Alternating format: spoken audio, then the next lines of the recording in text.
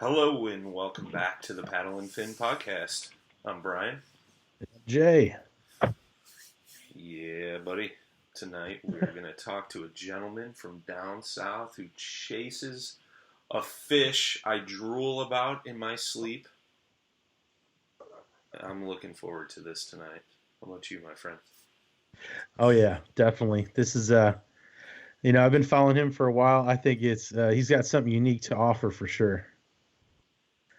I mean, unique in many ways. I mean, he's on YouTube.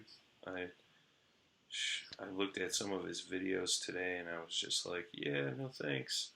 Like the cottonmouth striking a camera. I'm like, dude, I wouldn't get within 20 feet of that thing. But, yeah, man, I'm looking forward to it. We got none other than Jeff Jones on the horn, and we're looking forward to talking to him, what he's been up to, and things like that. So, Jeff, welcome to the show, my friend. Yeah, hey guys, thanks for having me on, man. Been kind of checking out y'all's podcast since you started a while back, so excited about being on. Yeah, much appreciated, man. Much appreciated. Well, we'll start out with I call it the age-old question on how you got into kayak fishing and fishing in general, man. Oh man, this goes way back. Actually, my dad he was a pastor. So, and if you know anything about pastors, they don't make a lot of money. So we had to hunt and fish to get groceries. And that's kind of how I got into fishing. And kayak fishing, I don't know, it was just a love of fishing. And then I actually started building rods because it's just, next thing I wanted to do. And I built a rod for a guy, and he was like specifically wanting a few different things, like a shorter handle, and it needed to be 6'6". He had all these specific things, and when we got to talking, he was like, I'm using it for a kayak, and it just kind of, piqued my interest. And then I went out and rented one, and went bass fishing in a kayak, and I was like, man, I really like this. And like that same week, I went and bought one from Academy. So, and it just started from there. And yeah, I love it. It's just, so natural. I've actually got a boat in my backyard that's full of leaves. So, yeah. Yeah, I mean, the leaves are falling, man. It's that time of the year, buddy. But yeah, that boat hasn't been moved. The tires are flat. Like the motor hasn't been cranked in, I don't know, a couple of years at least. I've got a boat just wasting away in my backyard, and my kayaks are getting plenty of use. So. You got a brother? I actually have two older brothers. I'm the baby. I'm going to give you an insight, man, because I had a boat sitting in my garage, not getting used. And I was like, hey, little bro, I got a boat. You want it? So now it sits in his garage. So just a little tip of advice there. Yeah, one thing less to mow around, right? Yeah, right, exactly. That's funny. I kind of went through that too, and I think Brian has. Like, we've all been on boats. I owned a boat, for I don't know, about like 3 or 4 years, and once I got the kayak, itch, I was like, all right. Yeah, like then the boat started sitting. I'm like, there's not even a point of having the boat. Right. The kayaks yeah, if are it wasn't so like it was my dad's boat, so it's kind of like a little sentimental. So I just want to keep it. So, but I gotcha. I can understand that for sure. My boat was just something I found in a farm field that some farmer wanted to get out of his barn. So, I mean, I didn't have that much attachment to it. So, right, yeah. I got a lot of memories in the boat that I got, growing up as a kid. Me and my dad fishing in it a lot. So. Right it's just one of them things, I don't use it, but it's there. So very cool, man. Very cool. So you're down on the Gulf Coast, right, in Mississippi, correct? Or is it Louisiana? I'm sorry. I actually live in Alabama, but I'm like, I don't know, like a stone's throw from the Mississippi state line. So okay. I was kind of born and raised in Alabama. Then we moved to Mississippi, where basically all my family is from. And so I grew up fishing in Mississippi, like coastal Mississippi, Pascagoula, Moss Point, those areas. And even though I live in Alabama, I fish more in Mississippi than anything. It's just the area I know, and I know the bayous really well there. Gotcha. Well, that's unique in itself, fishing the bayous, right? Like you always hear different things about that. I mean, what's that like? I've never been to Mississippi myself, so I'm interested, man. Oh, well, okay. So there's a miserable time of year, and there's a more miserable time of year to fish the bayou. So right now, we actually just crossed into the more miserable time of the year when all the sand gnats come out, and it's just awful. Like, man, you have to like suit up from head to toe and like this in gear just to cover everything, and like bug spray don't work. So you can forget that, and like they just bite and bite and bite. But if the fishing's good, it's worth it. So, if you say so. Jeez, like that's it's like combat fishing, man. Yeah, it's so bad, man. I've actually got a video on my YouTube in Hopedale, Louisiana, is where it's at, and the gnats are so bad there. It reminded me so much of being home. Like you can see them in the camera. And I think I even put a comment on the video about the gnats being so bad. It's just like a cloud in front of you. Like every breath is, like gnats and everybody idolizes Louisiana and like the coast and marsh fishing, but they never talk about the gnats, and the gnats are bad. So, but it's worth it. The fishing is great. So. Yeah, I mean, I know we had an episode a couple episodes ago. We were talking to Chris Funk, and he was talking about fishing the swamps. Mm-hmm. And he was talking, there's a certain time of year, because that's another thing, dude. I'm a big wuss. I mentioned the cottonmouth earlier, but gators, I don't do gators. And, he was talking about a certain time of year, and we had asked him, well, is that when the gators are like mating and active and, real aggressive? And he's like, no, that time of year is when it was some kind of fly.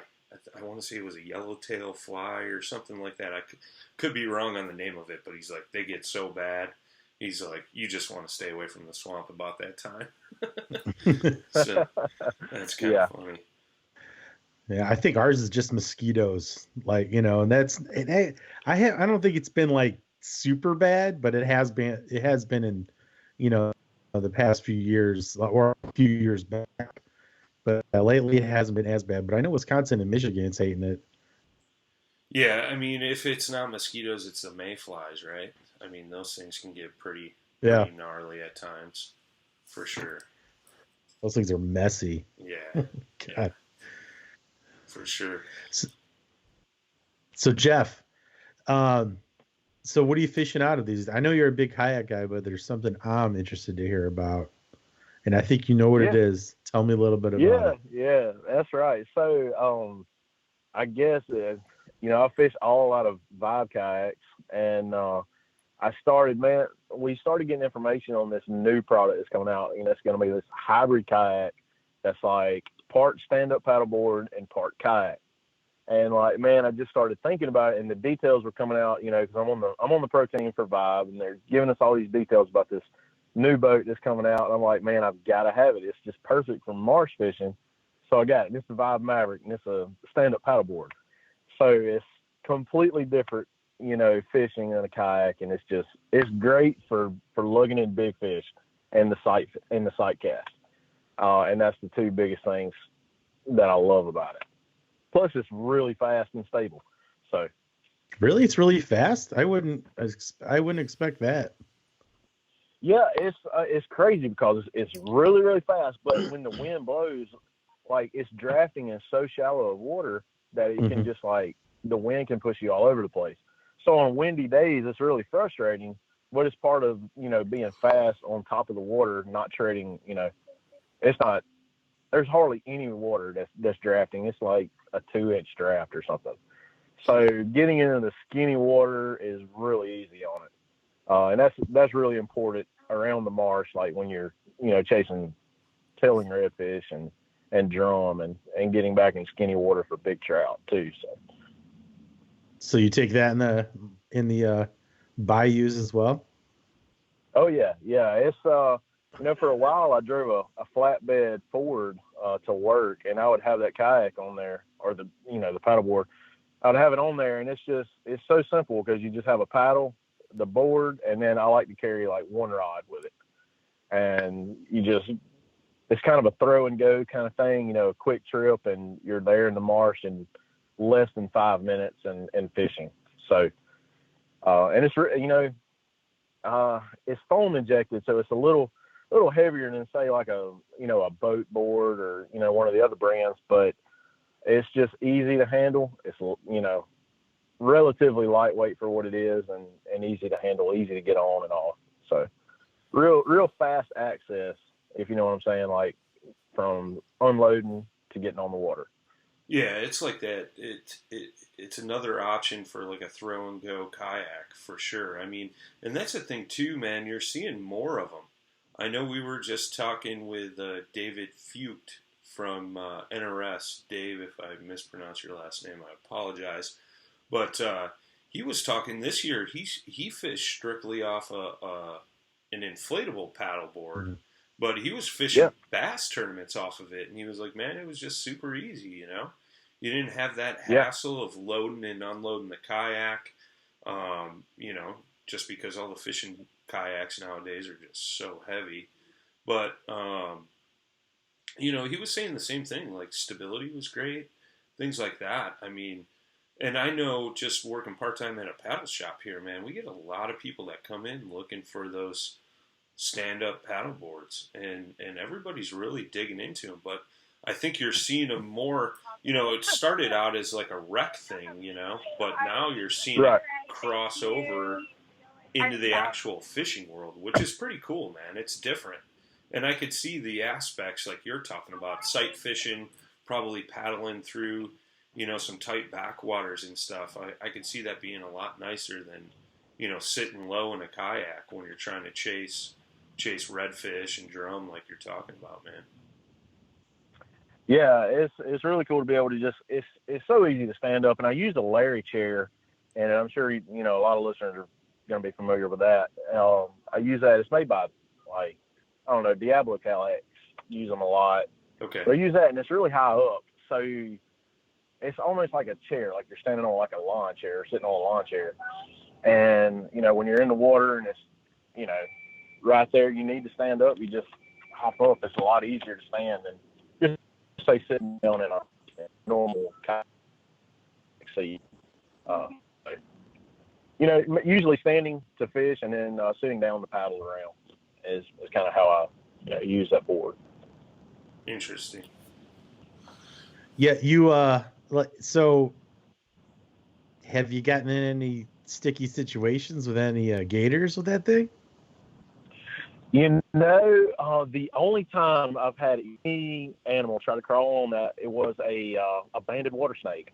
And I didn't know it was a banded water snake at the time, but I had my GoPros running, and I just see this snake come out of like the corner of my eye, like on the right, and it comes out of the rocks and starts like coming up on my board, and I get my paddle and I'm like hitting it, and then it goes back and then tries to get back on. And I'm like, oh, geez. So like my feet are straight up in the air, and I'm just like, you know, trying to hit it with the paddle and get it off my board. But, yeah. So that's the only issue I've ever had with it. And that was just, you know, it was a harmless snake. But I didn't know it at the time. I was thinking it was a, you know, a cottonmouth, of course, but it wound up not being. So you're like, better be safe than sorry. Yeah, that's about the time I jump off and scream like a little girl and swim towards the shore and then get eaten by the gator. So man, it's crazy you talk about gators. Like one of the bayous I fish quite a bit. A guy down here, you know, Mississippi always the gator season, and he drew tags and killed a 10.5-foot gator out of his kayak. Oh, geez. So he's got it all videoed. And like, man, it's really cool. How did he get back? Like, I mean, like, what if he had a pedal drive, right? And you got a 10.5-footer? Like, what do you do? Like, you know, place actually, he did have a pedal drive. So, yeah, he puts it in between him and a buddy's kayak, and they like kind of tow it back. Yeah, it's pretty interesting. So, but yeah, I've seen that gator quite a bit before he killed it. Everybody knew it was there. Oh, and, my God. He was the one that just drew the tag and got lucky and got it. So. Ugh. No, dude. No. You know, I confession to make. That's on my bucket list, man. I want to bow hunt a croc. Or sorry, an alligator. Yeah. I totally want to bow hunt one, man. Oh, that would be so killer. Yeah, and down in Florida, man, that's pretty cool. I watch the videos every now and then of people doing it. Seems to be really neat. So I think it's kind of pricey. I could shoot it, but I don't know about going up next to it. Like, I'll have somebody else drag it up and make sure it's dead. You know what I mean? Like, are you sure it's dead? Yeah. You put your hand towards its mouth. Just you drag it up the hill. I'm gonna stay right here. It's like, you know how you can test it out? Touch his teeth. Yeah. Yeah, touch his teeth. It's like if it touches on your hand, it's still alive. So here's a question, like going back to the stand-up paddleboard, man, like what's it like hooking into a redfish? I mean, that thing's got to drag you around, right? Oh yeah, you feel it initially on the hook set. Like when you set the hook on, you know, especially it's one of decent size, get a 20-inch plus fish. When you set the hook, the paddleboard kind of goes towards the fish. So it's almost acting like another drag. So you have the drag on the reel, and then you have the really maneuverable, stand-up paddleboard that you're fighting a fish on. And it actually wears the fish out a lot quicker. Really? That way. Oh yeah, I guess that makes sense. More resistance. Yeah. Right?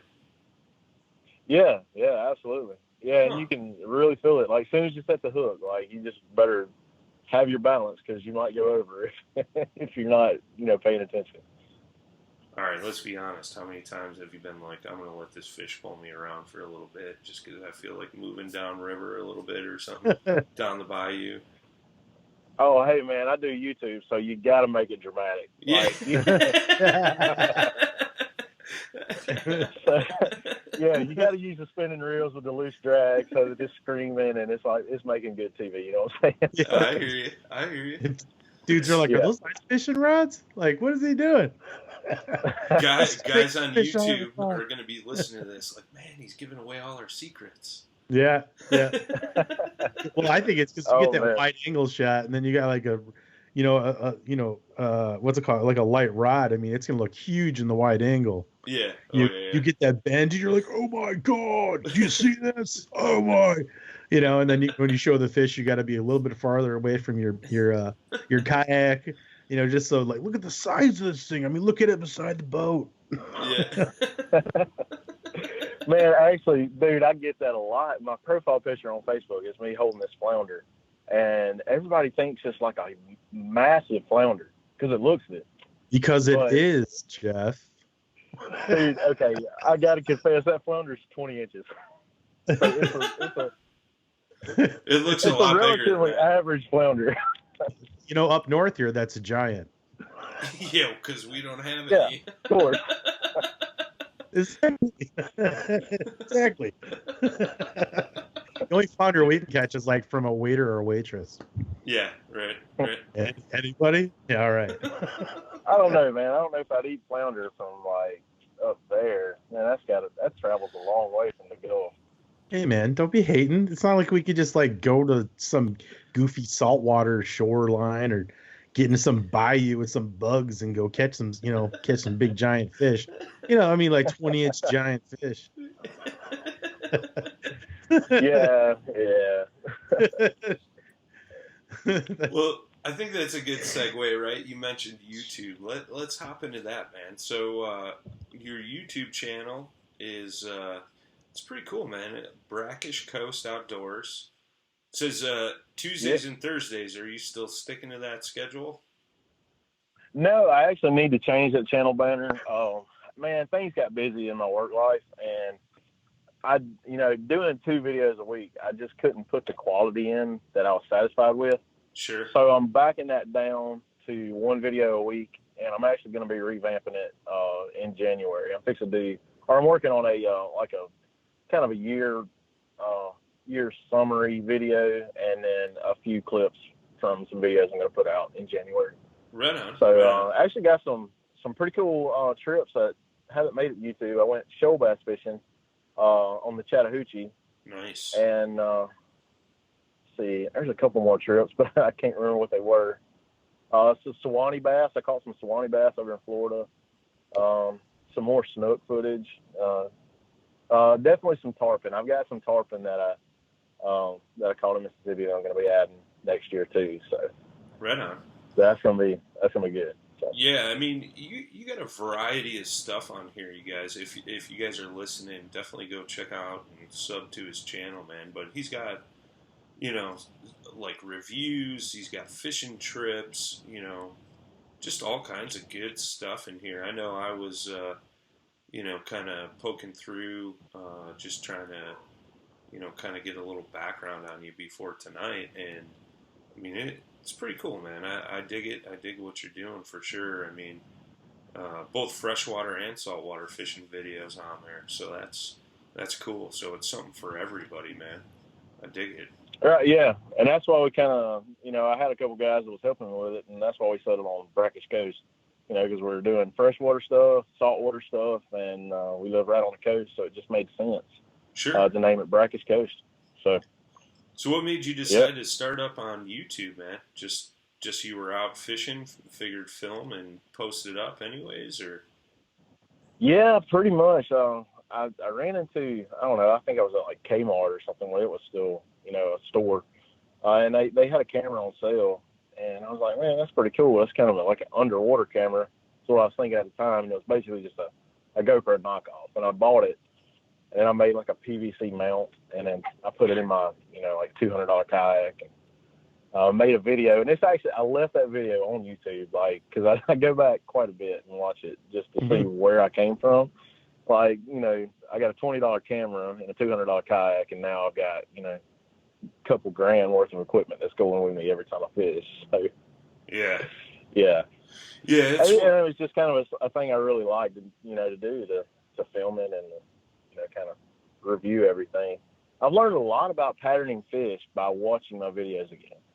Yeah. And I know it seems odd, but things you don't think about in the moment, but then when you see it on a video, like you kind of third person perspective, and you see that and you can pattern down on fish for the next trip. So that was really cool. Totally agree with that, man. Because I mean, I'll go back and watch some of my old stuff, and you know, it kind of gives me a hint or two at something I might have missed when I was actually on the water, or kind of put together why the fish were where they were. You know, it's cool. But not only that, man, you can go back and be like, hey, man, this is 10 years ago, and I was smacking fish in this same hole. You know, you pull it up, show somebody. I mean, it's cool to be able to go back and look at all your old trips too. I mean, you're doing all kinds of stuff, man. I mean, snook, bass, playing with cottonmouth snakes, you know, doing reviews from iCast, walkthrough of boats. I mean, it's a pretty good variety, I guess, would be the right way to say it, of content, man.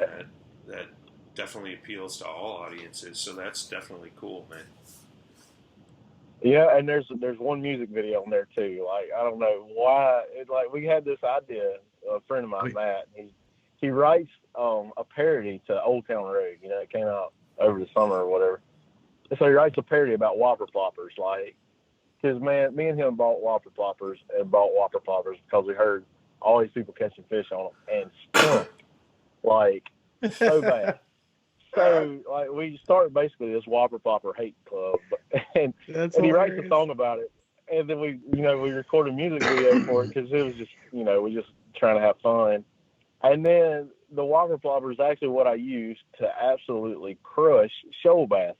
So I'm kind of like, oh man, it sucks down here, and then I go up to Chattahoochee and it's like fire. So I was just gonna point that out. I was just gonna point that out. Like, up here, man, it's pretty much a lot of people's go-to, and they do really, really well up north here. Yeah, I watch one of my favorite YouTube channels, man. The dude just absolutely crushes smallmouth bass. Is Andy Yacker. Yeah. And he uses a whopper plopper a lot, man, and he just crushes the smallmouth. And that's another species I'm coming out. Videos coming out next year too. Smallmouth. I forgot about that. So yeah. Where are you catching smallies at? In Ohio, actually. Really? That's actually, yeah, another part of my life, man. I'm a musician, and I was touring with a bluegrass group, and we were up in Ohio playing, and there's like a river beside us, and I always carry fishing rods on the bus when we're touring. And there's a river there, and I go out, there's smallies in it. We start catching smallies, and I had my camera gear, so I recorded all that, and caught some pretty nice smallies. Caught one that was 20 inches in the Miami River. Yeah, we were just out there. Yeah, it's summer. Funny. Yeah, the guys out there are like, this place sucks. and you're like, this is great. This is great. I like, it was the best time. But if I could just back up for a second, dude, I didn't know you were in a bluegrass band. Yeah, I was gonna say, what's the name of the band, dude? Yeah. It's the Maharis is the name of it. It's like a Christian bluegrass group, and we toured all over the Southeast and a lot up north and all over the place. What do you play? I play bass. Nice. Upright? Nice. Yeah. Yeah, I can play upright, but we do more of like an electric bluegrass. I play an electric bass in that band. So. Well, that's cool. I used to be in a bluegrass band too, man. I played the upright. Now I play the acoustic standing up. Yeah. How do you spell that band name? Maharreys. Okay, so Maharis. Man, I got to think about that. Yeah. Dude, that's cool. I didn't even know that about you, and I've known you for a while. Man. Yeah, man. And what's crazy is I'm not really that big of a fan of bluegrass. Come on. Dude, that's punk rock country, right? Yeah, man. I grew up with my grandfather was a musician. He played fiddle, and like he just pounded us with bluegrass all the time. And I was like, man, I don't know. So I grew up listening to more rock and country and stuff. So, but man, it's done really well for me over the years, man. So I guess you just got to go where the money is. So. Oh, that's unique, man. That's cool, dude. So you guys are driving around with fishing poles? Yeah. You got it. Like you guys do like little contests between each other? Or are you just doing it for fun? Well, I'm me and the drummers basically the only ones that really even care about fishing, and and he's he don't know a whole lot, so I'm teaching him when I can. I don't tour as much anymore since I had 3 kids, so I was going a lot. Yeah, I got you. A lot of my oldest daughter's life, so I came off the road quite a bit, but I do still make some some trips with them. So. You can make a family band. Yeah. Yeah, my son's got drums, my daughter's playing guitar, and so. See, you're already thinking. You're already there, man. You're already there. He's already there. Yep, totally. He's gonna be like the Joneses. I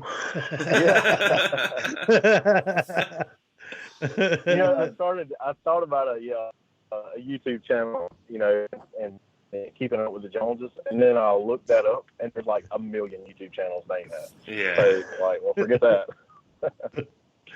No, it's cool, man. So I was talking to you offline about it.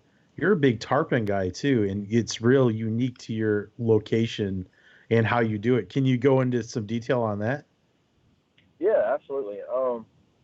So back in, it's been maybe the 30s and 40s, 1930s and 40s. Like Mississippi was really big with tarpon, but I mean, I'm sure it's all over the country. But like our ancestors basically just kind of didn't care about the resource, and they kind of over harvested.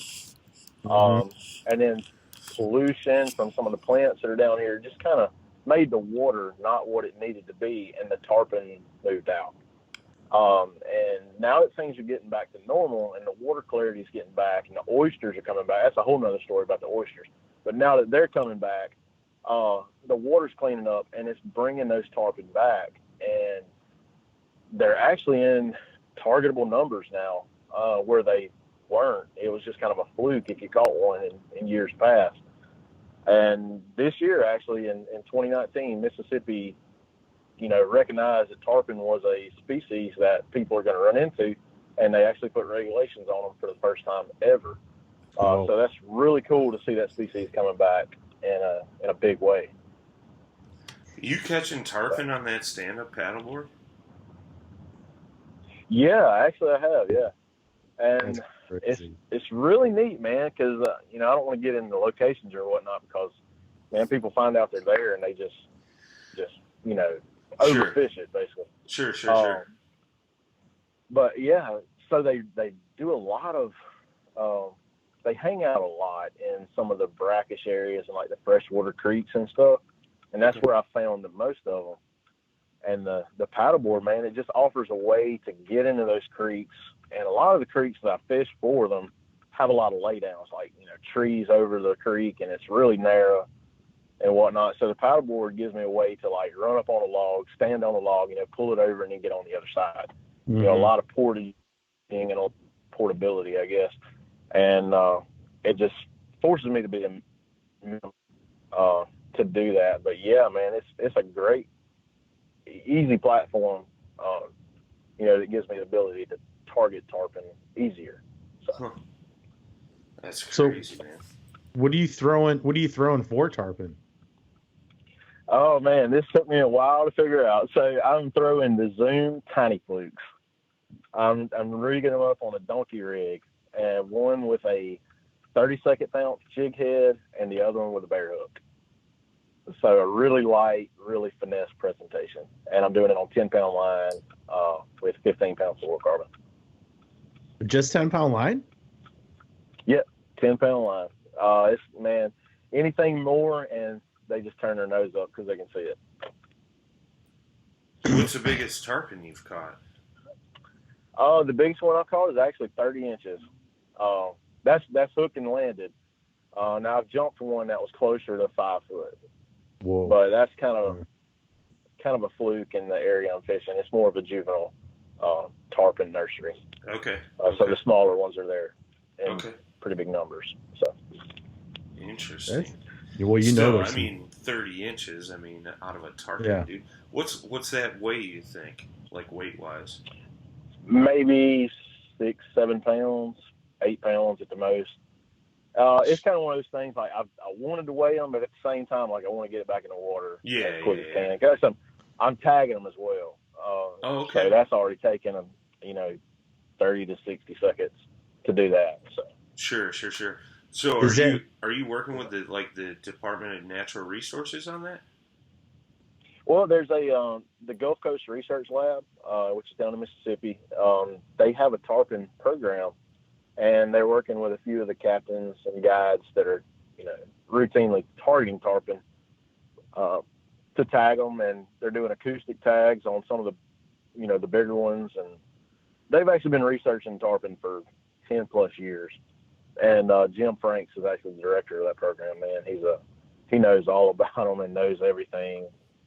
And, man, the dude is so knowledgeable. I've spent hours talking with him about, where these fish are coming from and why they're moving back and that sort of thing. So interesting. But yeah, Gulf Coast Research Lab to answer your question, that's what I'm working with to tackle. So. No, that's cool, man. Yeah, that's nuts, man. So basically, you're throwing flukes for a big giant minnow, and yeah. I've always wanted to get. Obviously, we've all seen like the Babe Winkleman, videos, and him picking up one is him, and all the other videos that are out there, and now we get to do it from kayaks. That's definitely a bucket list fish for many, many people. Yeah. Is it? You were saying it's a pretty small percentage of fishermen that are going after them. Is the number growing, or is it just kind of you guys? You're obviously very hush hush with your GPS coordinates. Oh yeah. Go ahead. Email them. The few guys that are actually targeting them are really tight knit and pretty secretive, and. There's posts, there's, local fishing pages, and they show up every now and then. And it's pretty uncommon, I don't post on there just because they don't really want the interest in, trying to find out where. But, occasionally people will run into them while trout fishing. And that's initially how I even found them, was trout fishing. Okay. So. Interesting. Yeah, that's really cool, man. How is the weather down there? Does it so when you're out there fishing, obviously it's we're entering into winter up here. Are they there certain times of the year? Or they, is it all year round? I don't know, the tides, you know what I mean? Is there any detail into that? Sure. So they are here pretty much year round. And our water temperatures are in the 50s right now. And anything less than, I'm pretty sure the degree is like 48, pretty much kills them. So they're finding warm water that's, above 50. And let's see. Yeah. So they're here all year round, but man, they're really, really active in October and September. That's the two biggest months I found them in the last 3 years. Yeah, that's kind of crazy, man. I've always thought they were a migratory fish. I mean, you always hear about the migration, around the Florida Gulf Coast, from the Keys all the way up to the Panhandle. So that's crazy that they're staying there year round. Yeah. That's kind of unique and different. Well, see, they are migratory, but see, they don't migrate until they get to a certain size. Okay. So the ones we're having year round are the juveniles that are, last year I was catching them that were 12 and 15 inches long. This year it's the same fish and they're up to 30 inches. So they're staying there at least until they're that big. Hopefully we'll see next year what those, 30-inch fish are doing. So. Man, that sounds like fun. Heck yeah. Yeah, it's. Oh man, they are so crazy. As soon as they're hooked, man, they're in the air. It's wild. Yeah, I bet. Yeah, they're hard to keep on the hook too, right? I mean, just in general. Yeah. Oh, definitely. I've probably hooked and jumped. It's a term a lot of tarpon fishermen use when they hook one and one jumps in the air. Probably close to 150 to 200 times, and caught less than 20. So I'll take that. The percentage day, is really low. I'll take that any day. That's got to be fun, man. Yeah. I mean, the ultimate tail dancing fish. I mean, what's the next closest thing? A sailfish or something? I have no idea. Probably like a marlin or something. Yeah. I mean. Yeah. You got to go deep for those. So everything's like pretty much offshore. Yeah, right. You ever do that? Did you ever do any offshore? I don't. I get kind of stuck on inshore just because I love it so much, and it's so accessible. I want to, but I just haven't. So. Well, I imagine your flats are pretty abundant out there too. Oh yeah, man, it's crazy. The summertime is really big for flounder, or that's what I target a lot. And then, man, when it turns fall, it's speckled trout and redfish time. And it's just a cycle, man. You just can't get over it, man. The head shake on a trout is just remarkable, especially a bigger one. And then, finding redfish tailing in the marsh. I don't know, man. There's no way to describe it other than you just got to do it. It's like church; it'll change your life. So.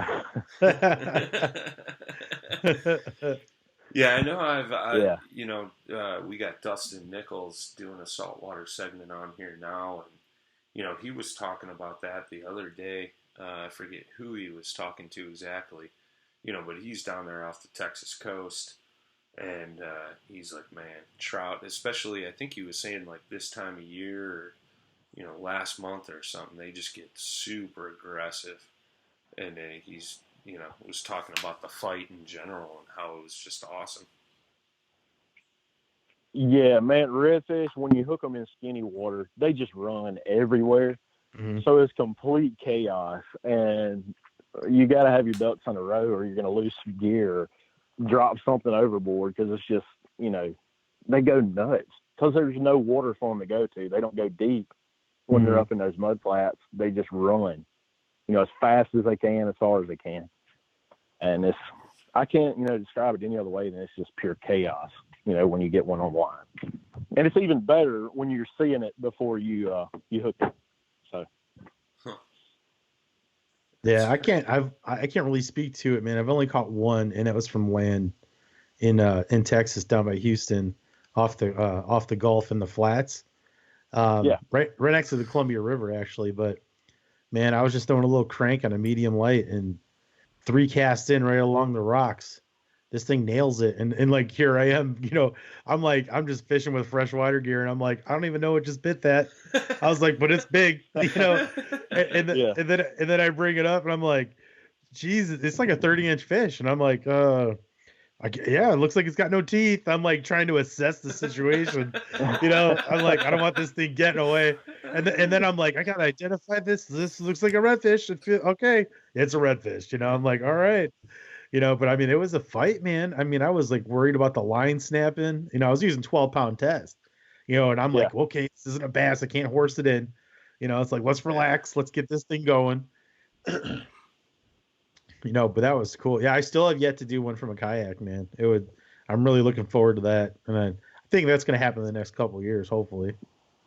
Yeah, man, get down here and I can for sure put you on them. So, yeah, I actually took a friend the other day and we limited out before daylight. We launched 30 minutes before daylight, and man, we got on a spot it was just covered in reds. We caught, our limit is 3, and we had 6 before we could even, I think in maybe 7 casts. So, what's the biggest one you've ever caught out there? Oh man, redfish. There's a lot of bulls, but I don't really target the bulls. I'm more inshore and probably in the 30s, maybe 35, 36 inches. It's very respectable. Not much. I mean, I guess it technically is a bull, but I don't really target the 40 and 50-inch fish that a lot of people do. Now, black drum are inshore and they get huge, and I've caught some of those up to like 60 pounds or so. Isn't it funny though, like how drumfish are sport fish down there, and then up here, yeah, we're like get these damn things off the line. Yeah, and they're fighters, man. They fight, Yeah, I mean, redfish, man, they fight so aggressive, but man, a black drum is like reeling in a brick. Yeah, a moving brick, but they're really slow fighters. That's kind of how a freshwater drum is too, man. They just dig. They dig. It's like reeling in a tire or a dinner plate, But I mean, that initial hit is just like a hard whap, and then it's just like it'll dig, and you're like, just last month when I was up in La Crosse, Wisconsin for the KBF Trail event, man, I hooked into one and I needed some fish on the board, and it was just like, oh yeah. Got Moby Dick on the line. Was fighting like a largemouth, and then all of a sudden it was just like reeling in like a brick, and I'm like, yeah, that's a drum. Come on, hurry up, get off my hook. Like, I gotta get back to fishing for bass, But I mean, they're fun, man. Especially like you get up. I mean, I did catch a nice like 23, 24 on the Mississippi, but you get up to Green Bay, Wisconsin, man, and those things are huge, 26, 28, 30 inches. I mean, all day long. Yeah, that's a big one. Yeah. I think the biggest freshwater drum I caught was like 14 inches. Oh, yeah. Yeah. Come on up north, man. Yeah. We'll put you on some big ones. Yeah. Just take my rides on the freaking boat. That's all I catch. I think I catch it's like a 4 to 1 ratio for walleye. Like it'll be 4 drum, 1 walleye. Oh man. It's at a point where you start getting made fun of. Jay's nickname is Rubber Lips when we're out walleye fishing. Wow. I mean, when you got skills, I mean, I don't know if you want to carry the name, but yeah. I mean, you got to take advantage of that. I mean, if you're that's the thing, though, man. It's fun. You're catching multiples. It's not like you're just sitting around waiting for that one walleye bite. It's nice filler time is the way I look at it when you're out fishing like that. But well, and that walleye is like a lazy bite. Yeah, compared to the drum, the drum's like, wow, all of a sudden the rod's boom, boom, boom, and you're like, oh my god, you're hoping it's like just a monster walleye, and you're like, nah. And it's bad when like the fight too. Yeah, oh yeah. Once you figure out that fight, it's like, oh man, I was like, this is not a walleye. Oh, that's crazy, man. That's crazy. Cool. No. Yeah, that's cool, Jeff. Yeah, we want to thank you for coming on, man. We really appreciate it. Like I said, you're doing really, you're doing like great things in your area, and your perspective is very unique. And it is neat. Like, I mean, like I'm a fan of the SUPs. I mean, I've always wanted to get into that. Just haven't had the option to do it as much or open the door enough to do it. But listening to you makes me want to get into that a little more. So I thank you for that. And, just keep on, doing what you're doing, man. Yeah, man. Thanks so much. Yeah, absolutely, dude. Hey, you want to shout out your social medias, your YouTube channel, all that stuff where guys can find you and see what you're doing and follow along, man? Well, man, I'm actually pretty simple. So I got just the YouTube is Brackish Coast, and I've also got a Facebook page, Brackish Coast, and just my personal Facebook page is Jeff Jones, and I'm in an orange shirt holding what looks like a 10-pound flounder. So, because it is. And that's it, just those two. Very cool. Little camera tricks there. Very cool. So I'm going to throw this one at you to just kind of close this out here, man. So if you had any advice to somebody that was going to come down to your area and go out kayak fishing or just fishing in general, what would you say to them? Oh, well, let's see. I guess never get stuck on one particular species, man, because depending on the conditions, man, there's species down here that can absolutely make your day. I had a guy down, Juan Carlos, or Senior Bass Fishing on YouTube. I'm sure some of you guys probably know. Yeah. He came down and fished with me, and we were looking specifically for like redfish and sheephead. And the trout, Spanish mackerel, and white trout absolutely just made the day. The redfish bite was kind of bad. The conditions were awful for that. But then we changed the game plan and went with fish that were, wanting to play, and made a great day of it. So I guess that, man, just don't get stuck on trying to catch one species, because we have, I don't know, like 10 game fish species that are all there. And if one species isn't biting, there's another one that will. So regardless of the conditions, there's something that's going to be eaten, and you just got to figure out what it is and find it. So I guess just, play it by the conditions and catch what wants to be caught that day. So very cool, man. Very cool. Well, thanks again for taking the time out tonight, my friend. Definitely appreciate it. And, you guys go over and subscribe and follow his YouTube channel, Facebook page, all that good stuff, man. I think you guys will be kind of blown away by all the different things that Jeff's doing for sure. So thanks. Yeah, buddy. Yeah. Thank you guys buddy. for having me on. Yeah, you got it, my man. You got it. With that being said, guys, until next time, tight lines and smooth paddling.